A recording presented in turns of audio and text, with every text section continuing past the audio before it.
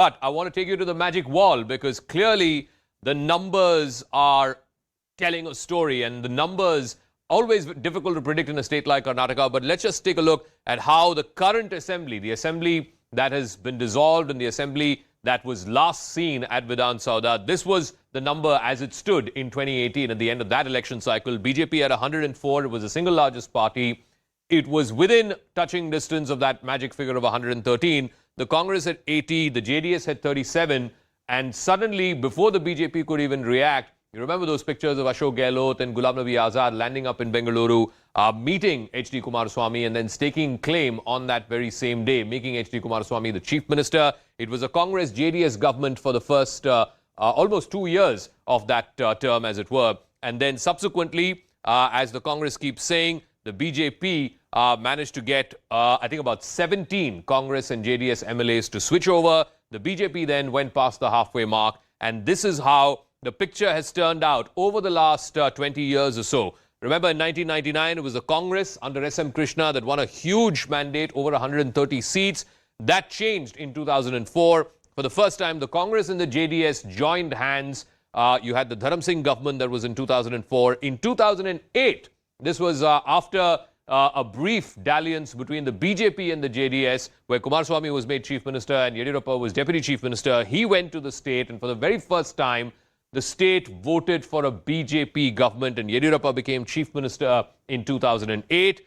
By the time it was 2013, Yediyurappa had split from the BJP. He formed his own party, the KJP, and again the Congress coming to power, Siddaramaiah becoming Chief Minister with over 120 seats. And then in 2018, as I mentioned, it was a fractured mandate. One thing that is absolutely going to make a critical difference this time around is whether it is going to be a fractured mandate or whether the people of Karnataka will vote for a single party, for a stable government. One of the things that you need to keep in mind is the two dominant communities, the Vokkaligas and the Lingayats. The Lingayats are specifically so in this election because there is a feeling that the Lingayat vote might be split. Remember, the Lingayats are about 17%, almost a fifth of the population of the state of Karnataka. They've been dominant, particularly in the central as well as northern parts of Karnataka, whether it is the districts of Shimoga, Haveri, Hubli, Dharwad, and then you go up to the north, places like Belgaum, Raichur, Bidar, etc. There are 67 seats, almost 70 seats out of 224, where the Lingayats are the dominant caste and the dominant sort of community of voters. They've always backed the BJP, certainly since Yediyurappa helmed the reins of the BJP. 40 to 20, that was the ratio in which the Lingayats voted out of those 70 seats. The BJP getting 41%, almost 42% of the vote share, and the Congress only 38. This was how the Lingayats voted. The other critical voting bloc, as it were, is the Vokkaligas, and they are dominant in the southern part, in the southern belt, the old Mysuru region as it's called, from Hassan, Ramnagara, Kanakpura, even in Tumkur and in Kolar. This is the belt where the Vokkaligas are dominant. The JDS last time getting 37 seats, 24 of those 37 were in this belt. In fact, the JDS got more seats than the Congress and the BJP. The BJP was a distant third in this belt. Whether the BJP can make inroads into the Vokkaliga communities, I think that is going to be a critical factor this time around as well. Or is it going to be a direct fight between the JDS and the Congress? We'll keep an eye out on how the Vokkaligas and the Lingayats vote. But let me first go across to Pallavi Ghosh, my colleague, who's joining us from Kanakpura, where Congress strongman D.K. Shivkumar is seeking another term. Of course, he's a Vokkaliga. And I think Kanakpura, in that sense, represents the Vokkaliga politics of Old Mysuru region.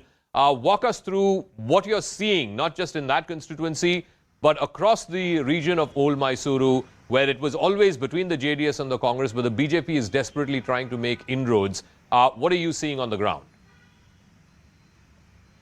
So very quickly, Jaka, I'm just going to explain where I am, and I'm at the Devi Mandir over here because we are expecting D.K. Shivkumar to turn up any time over here before he goes and casts his vote and moves around from constituency, polling booth to polling booth in his bastion of Kanakpura. And mind you, one of the faces of the Hanuman Chalisa and that rebuttal to the BJP has been D.K. Shivkumar. He's also been the one who has promised building of Hanuman temple should the Congress party come to power. You know, you called him a strong man. You also raised this entire issue, Jaka, of about whether there's going to be a fracture fractured mandate. Well, DK Shivkumar has been seen as that kind of a troubleshooter for the Congress party, whether it was Ahmed Patel's Rajya Sabha election, whether it has been the so-called rebellion in Rajasthan, in Maharashtra, so on and so forth. It was DK Shivkumar's mettle which was always put to test and also proved to a very great extent. So the irony is that in case there's a fractured mandate over here in Karnataka, DK Shivkumar will also be called upon to ensure that mandate remains with the Congress party, and that's where the problem could actually begin for the Congress really, Zaka, because there are going to be two claimants as of now to the top post if the Congress wins. Of course, Siddaramaiah, who is the veteran former CM and a strong man over here, large number of MLAs are with him, but DK Shivkumar certainly would want his pound of flesh. It's almost considered to be a cakewalk for him here. That's the Congress's calculation, and that's the kind of claim and that they are raising over here. But the reason also why he was chosen as a state Congress president around 2 years back was also because he is a Vokaliga, and the Congress wants to get that caste mathematics, which matters in a state like Karnataka, very, very right. So all eyes really, the booth management to ensure that the voters go out to the booths. That's usually been a weak spot for the Congress party when it comes to other states. In Karnataka, organizationally, the Congress is little much better and much stronger. The campaign also has been very aggressive. So I think the show of strength will be put to test if the Congress wins, but all eyes definitely on DK Shivkumar and what role will he be called upon to play should there be a fractured mandate. All right, it'll be interesting because so far at least, by and large, through the campaign over the last 3 months, both Siddaramaiah and DK Shivkumar have put aside their personal ambitions, this race to be the Chief Minister.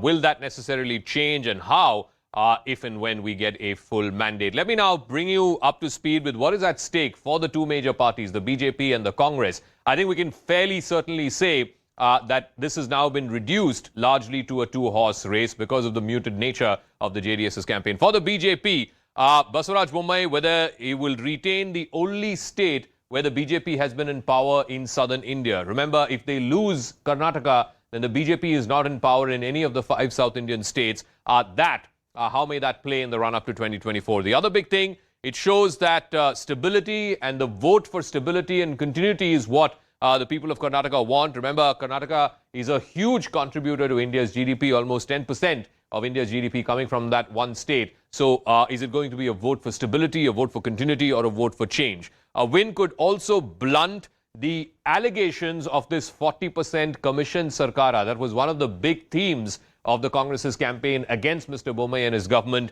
If they win, it'll blunt that whole narrative. It'll also blunt the anti-incumbency, and the double-engine sarkara will become the big talking point, as it were. The double-engine sarkara negates anti-incumbency against the state government. Meanwhile, it also needs to tide over the recent rebellions. Remember, we've had senior leaders of the BJP, Jagdish Shettar, Lakshman Savadi, all of whom have left from the BJP to join the Congress. You even had people like MP Kumaraswamy leaving to the JDS. So that is what is at stake as far as the BJP is concerned. What about the Congress? What is at stake for the Congress party? Remember, they're in power right now only in 2 states, in Chhattisgarh and in Rajasthan, and of course in Himachal Pradesh after the last round of assembly elections. So one, it is important for the Congress because it has to stay relevant. It has to give out the message that it can take on the BJP, and they need Karnataka to send that message. No Congress government in southern India right now, not in Tamil Nadu, not in Kerala, not in Andhra, Telangana. So Karnataka from that point of view becomes hugely important. A win would become a morale booster for the Congress cadre and for the Congress itself to become the fulcrum of the opposition in the run-up to 2024. It needs to send out a message that it is a relevant party, it is the fulcrum of the opposition. Remember, Karnataka sends 28 MPs. So the Congress, if it wins this state, will be in contention in a state where last time around the BJP won, I think, 25 out of 28 Lok Sabha seats. It also shows that this will impact the local body elections. Of course, the local body has been headless, if you will, the BBMP, since 2020. And this, of course, is a big issue as far as the people of Bengaluru are concerned.